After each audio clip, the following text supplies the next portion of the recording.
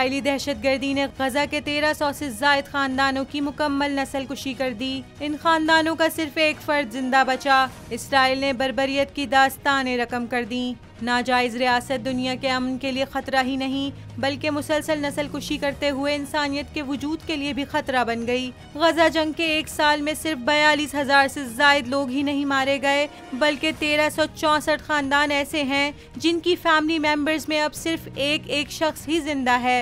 यही नहीं बल्कि इसराइली हमलों ने 902 फलस्तीनी खानदानों का नामो निशान तक मिटा दिया। इसी तरह तकरीबन 3,472 खानदानों के सिर्फ 2 अफराद जिंदा बचे हैं। एक साल से जारी जंग में गजा के 17,000 से ज्यादा बच्चे वालिदैन में से किसी एक या दोनों को खो चुके हैं। जारिहत के नतीजे में अब तक 42,126 अफराद शहीद जबकि 98,117 अफराद जख्मी हो चुके और ये सिलसिला अब भी जारी है और यौमिया एवरेज 50 से 60 अफराद इसराइली बर्री फौज के हाथों या उसके मुहलिक ड्रोन और जेट तैयारों की बमबारी से मारे जा रहे हैं।